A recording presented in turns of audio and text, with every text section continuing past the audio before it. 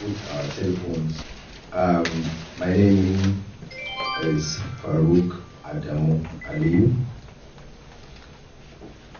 I'm a Fulani man, through and through, from the remotest part of this country, a state called Jigawa State. To be precise, my hometown is called Ungrateful.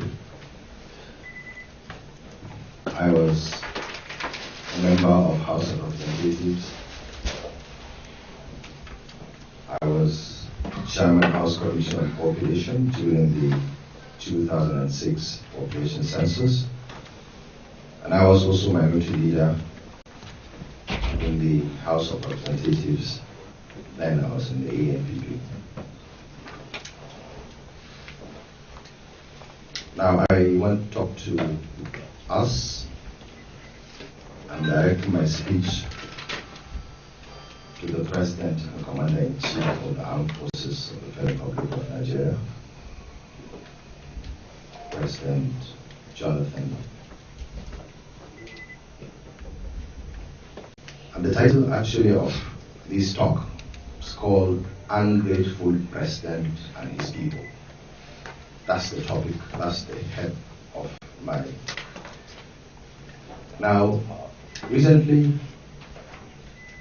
Mr. President spoke to his people, President of the Federal Republic of Nigeria, which is very sad. We believe in this country. We believe in Nigeria.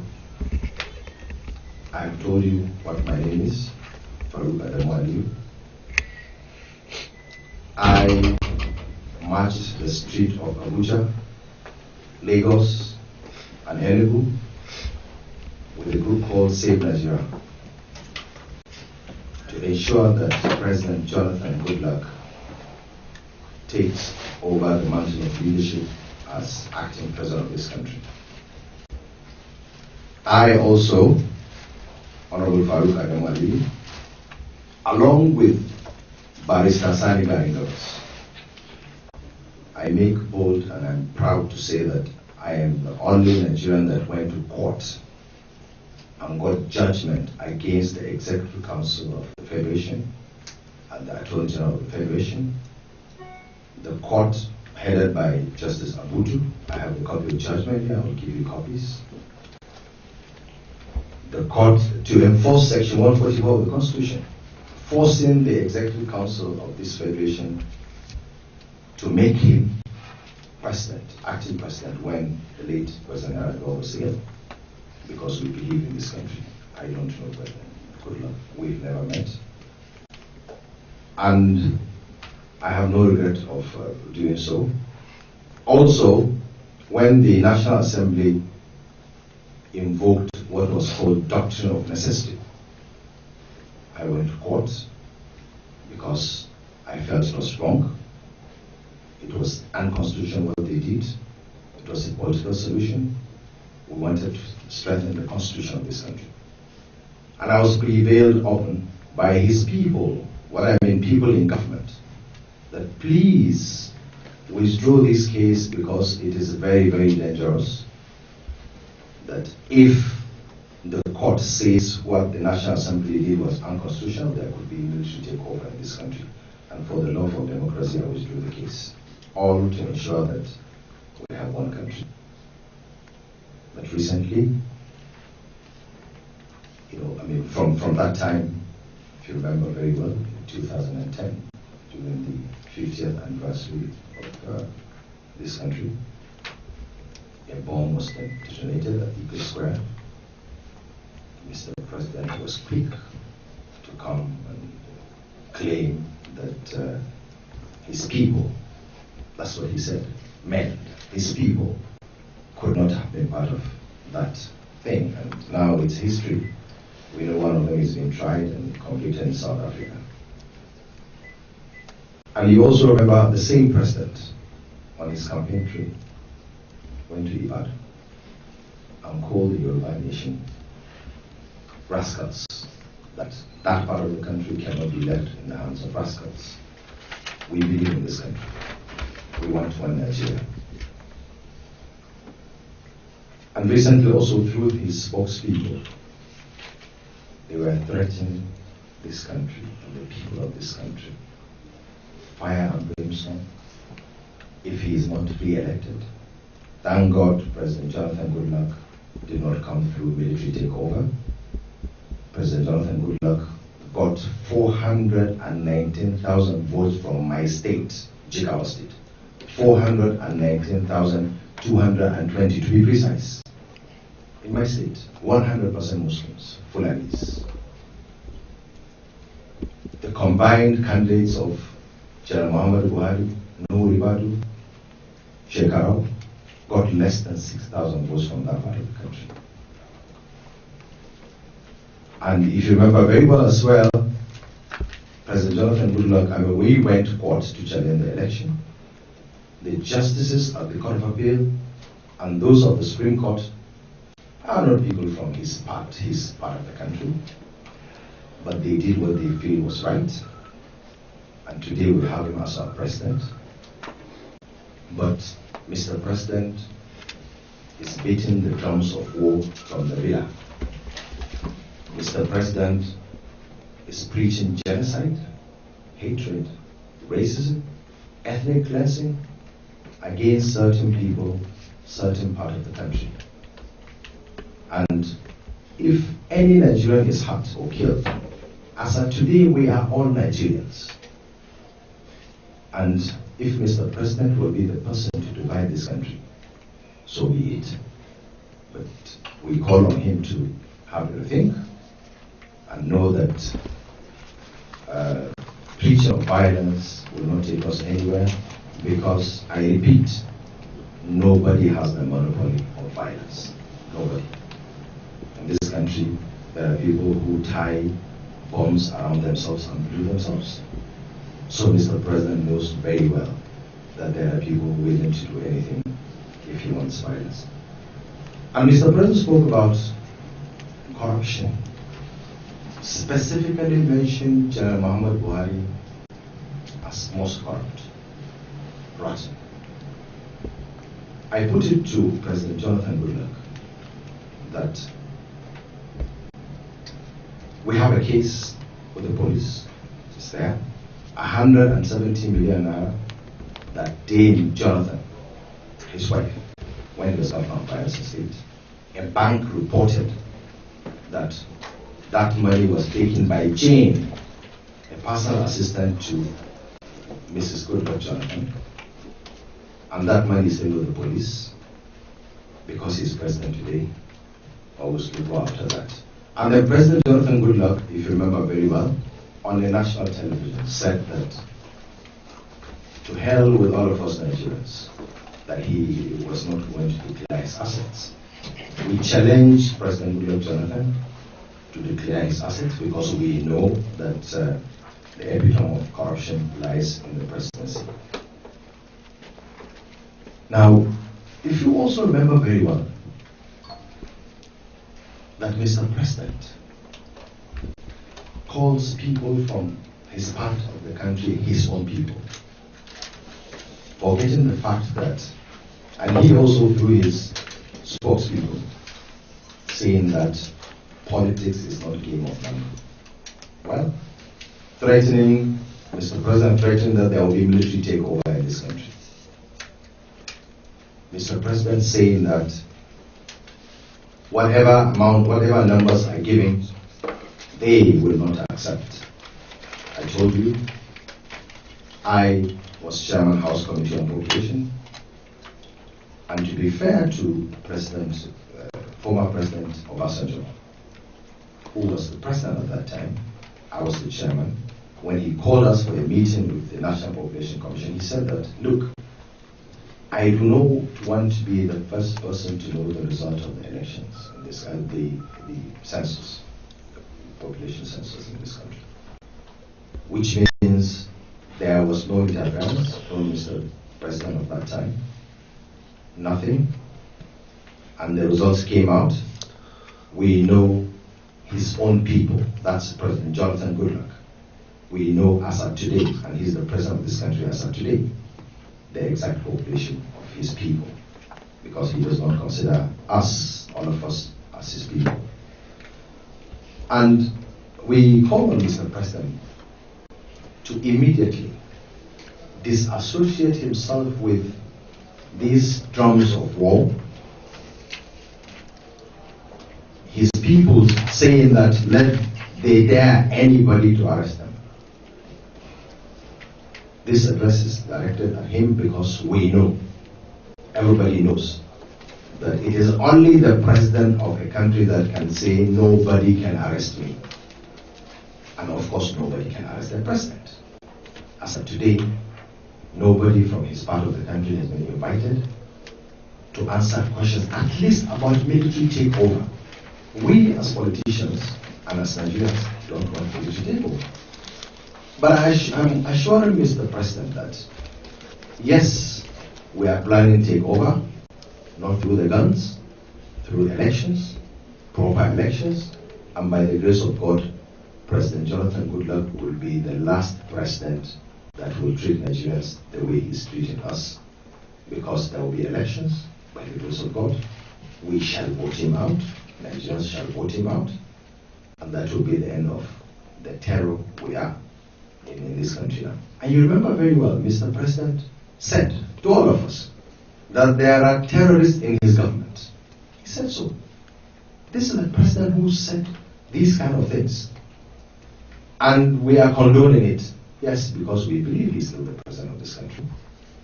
And I assure him and his own people, because he does not consider us as people, I Fulani man, he has threatened to ethnically cleanse me, to take me out of this country. But as of today, he is my president. And I believe he is my president as of now. But I also want him and his people to know that if Mr. President decides to divide the country today, we will be glad. The people he wants ethnically cleansing. And I also want to draw his attention that, look, if you say Fulani, you're not talking to just the Fulani. You're talking to Igbos, to Yorubas, to Ijos, to everybody. We are all Nigerians. Mr. President should know that as of today, we are all Nigerians. And he has responsibility to treat us as Nigerians. Thank you very much. So if there's any question.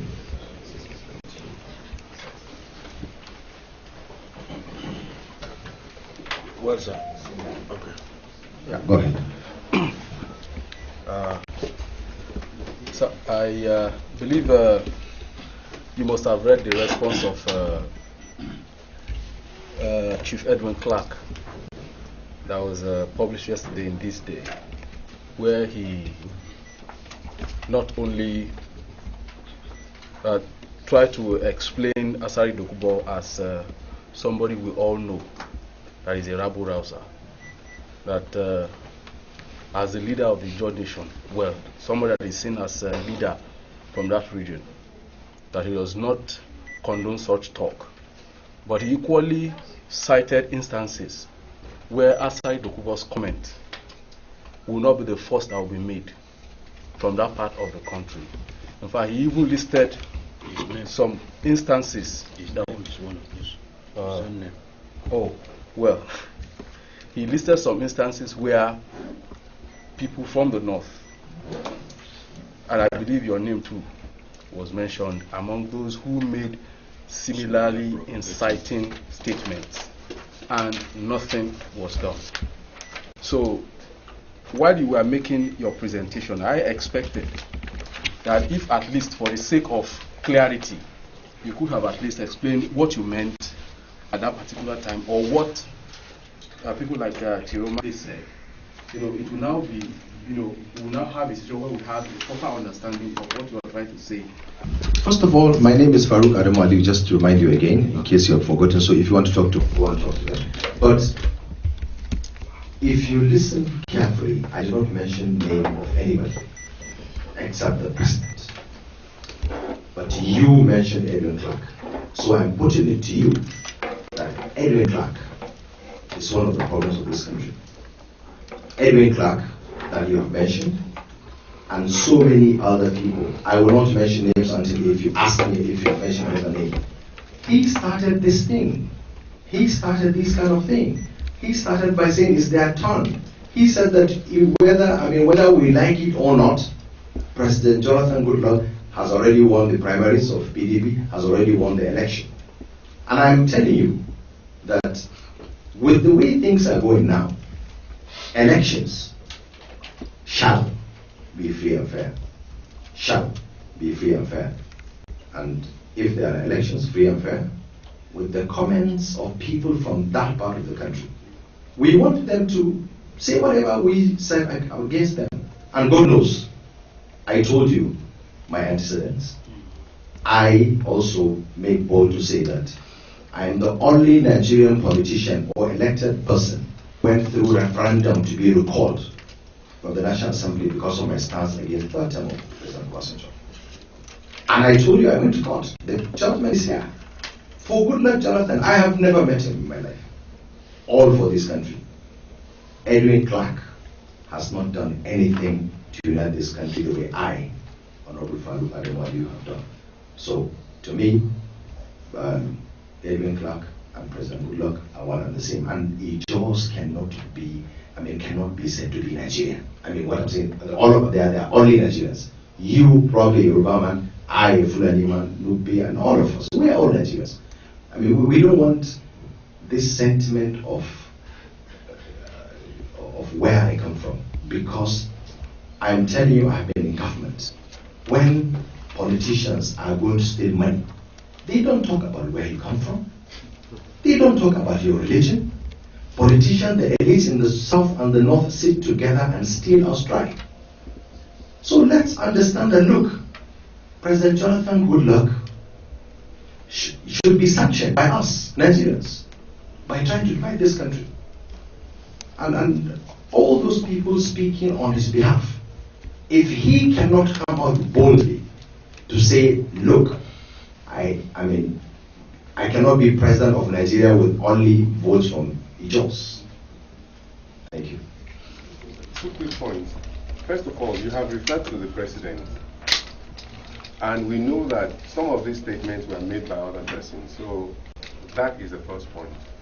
You are ascribing to the president of Nigeria what other people statements that other private citizens of Nigeria made about him. And the other point is this: without standing to justify what Asari said in his statement, he referred to people heating up the polity previously, and people saying that before the last election, there are people who said that if President Jonathan became the president of the country, of Nigeria, they will make Nigeria ungovernable for him, and that's what's happening.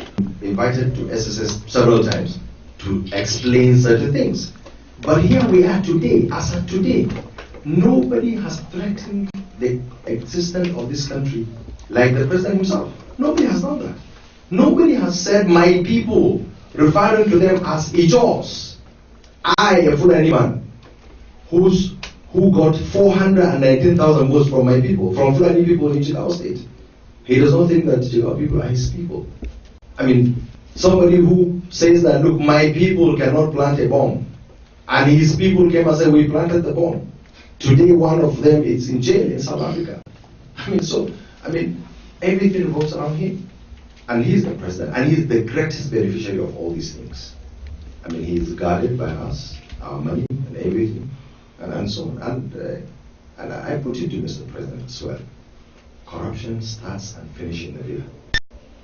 I have been in National Assembly and I know what it means. Right, sir. Thank you. Good morning. My name is Stanley Nusi. I report for Radio Nigeria. My importance on the high level of insecurity in the country today, which is virtually affecting everybody. I thought you would have dwelled into that when because of your listing. For you, what is the way out? The thing is getting out of hand. Or do we wait until, as you said your party, by God's grace, will rise up power from... I didn't speak about my party. Okay. So we. Nigerians, okay. Okay, thank you. Now, I think the biggest security challenge we have in the north lies with the governors and in the federal government. In the northern part of the country, you find out that most of our governors engage in building airports. In Jigawa, they are building airport. In Bauchi, they are building airport. In Taraba, they are building airport. In Kebbi, they are building airport. I mean, in Katsina, government house in Katsina, 15 billion or so. So, if these funds are not channeled towards agriculture, engaging the people, when you deny people education, because when you give people education, there are a certain level of nonsense they will not take. Now, when you deny people education, you deny them livelihood, of course you will get these kind of things. So I call on the governors and the federal government to please address these issues. And as long as these issues will not be addressed, and there are sacred cows, you know, like when the president said, there are terrorists in my government. He did not come out to show us those terrorists. So how do you expect this thing to go away? It will not go away. Amnesty is not enough.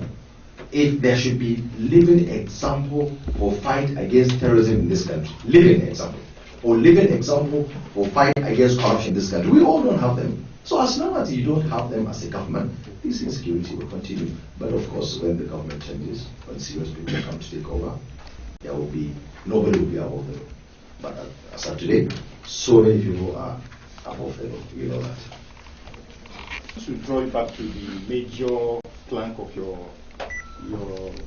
briefing, the issue of utterances by people. Like one of our colleagues referred to, Clark responded to what was said or what the House did, calling for the investigation of Asari Dokubo and Kuku. But he also went further to say that he does not endorse such statements from those people, but that if they must be investigated, that these other people who made similar statements or even worse statements before should be invited. And he mentioned General Muhammad Buhari, Lajilawa Keita, and about 3 other people, Shiroma and about 2 other people. Now, sir, what do you have to say about this? Shouldn't these people be also investigated? Including you. For what they have said about Nigeria? Yes. Have they not threatened the security of this country? And that anybody, me inclusive, that have made any statement that is divisive or that can bring about a problem should be invited. Simple. That's just it. But the law does not, they don't work.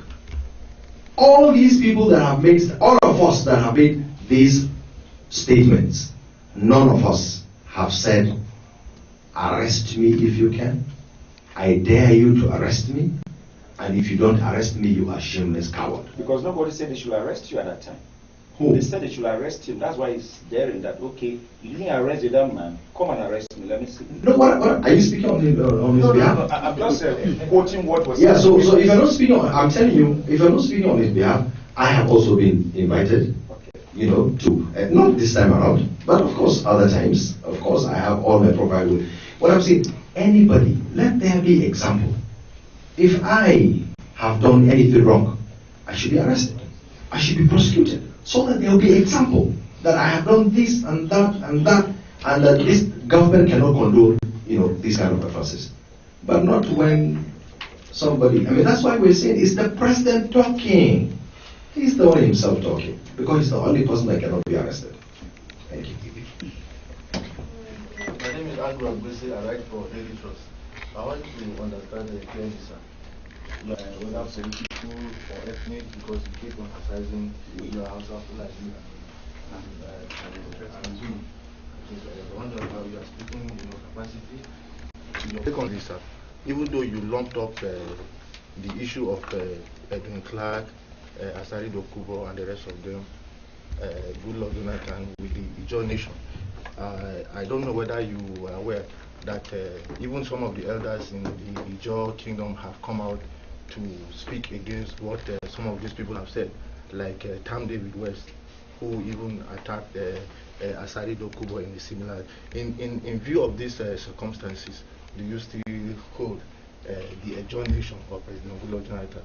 This question, because day before yesterday I was so disappointed. I was amongst certain people. When you publish, they will know. Some former ministers, highly placed people from Ijaw Nation, who were condoning those utterances, who were even telling me that yes, You, these Fulani people, we have to deal with you. And I feel if elites like them, educated people who have benefited also in this country, are talking like that, then it is President Jonathan Goodluck talking. Now, whether I'm speaking on behalf of anybody, I'm speaking on behalf of myself, but as a Fulani man, I am very proud I did not choose to be a Fulani man, just like you did not choose to be a Basic or so. So I'm very proud to be a Fulani man. And you see, I want you to also understand that I told you that the elites of this country are one and the same. The Muslims and the Christians, the Ijos and the Fulanis, at that level are the same. But now we have somebody who is trying to say, look, we are different. That's Mr. President and his situation. I have a question. But when you started, you made a clarification about the need for the nation to hold Jonathan responsible for his utterances. And with what you have said now, you are also trying to retrace the fact that the entire Ijaw elite condoned this, and that you expected them to condemn it. But if you do this nation a great favor by at least trying to mention one or two names you had interaction with, because Chief Edwin Clark, one of the leaders of the Ijaw nation you have accused as encouraging these things, came out clearly to mention names. So will it not be proper for you to say, look, I interacted with Mr. A, with Mr. B, with Mr. C, and they all encourage this thing. That is why we are calling on governments to take deciding steps, and that is why we say that the entire Ijaw nation or the leadership of a particular ethnic group is playing an ethnic card. So can you do us a favor by mentioning these names? Now, I'm coming out in the open. I dare them to come out in the open and say what they said to me in private. So, I will not divulge their names. I cannot say their names. But I am coming forward, and, honestly, I'm not scared of death. Because unfortunately, or fortunately, all of us will die somehow. Everybody. So I would rather die an honorable person than to die a coward. Thank you. Is at the center of this issue is the politics of oil. Apparently, it is a region of the resources we all depend on. And then, in a way, it's becoming a convention that once somebody is sworn into office, he has to take his full cost to them. And so, that probably informed the utterances by Dr. Jonathan. Don't you think there is sense in what they are saying? Tolerate Mr. President for the 80s, and then he would have taken his vote. Bayelsa belongs to Jigawa. The oil in Delta belongs to Jigawa. As long, yes, because we are called Nigeria today. And I told you, I also, when I was in the House, I was a member of the NDDC. And what I saw there, the elites of Niger Delta are responsible for the problems of Niger Delta. Them alone. Them alone.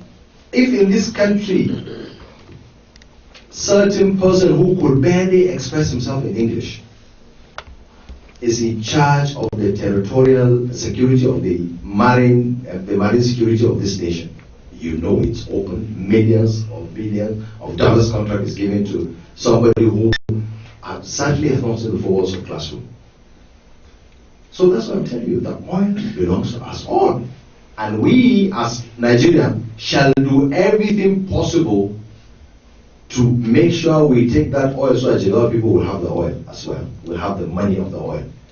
Anybody who thinks the oil of Bayelsa belongs to only Bayelsa is just deceiving himself. As long as we are in Nigeria, we will make sure that we have uninterrupted supply of oil so that there will be uninterrupted supply of money to Jigawa State, as long as we are called Nigeria. Thank you. Actually generating a lot of heat in the politics. And there was a doomsaying already by some ambassador from the US that 2015 will be the end of Nigeria. Nobody thinks that should be. But at the end of the day, don't you think, like some statesmen around Nigeria have been saying, we should have a proper dialogue so that it won't be one Ijaw man hitting one Fulani man. Sit down to say, okay, these are the differences we have. Let's talk about them, and then let's resolve that. These are issues that we all agree about, and then let's put it in the constitution so that it will just make sure that everybody is on the same table, on the same page, and then Nigeria will say, okay, proudly, we are Nigerians because we believe in certain values together. Fortunately for all of us here, we have National Assembly, and the Constitution has vested that powers in them to discuss this kind of thing. But of course, I don't mind if we discuss who we are. And the truth of the matter is that if I fly from Kano to Lagos, I know I am in a different place.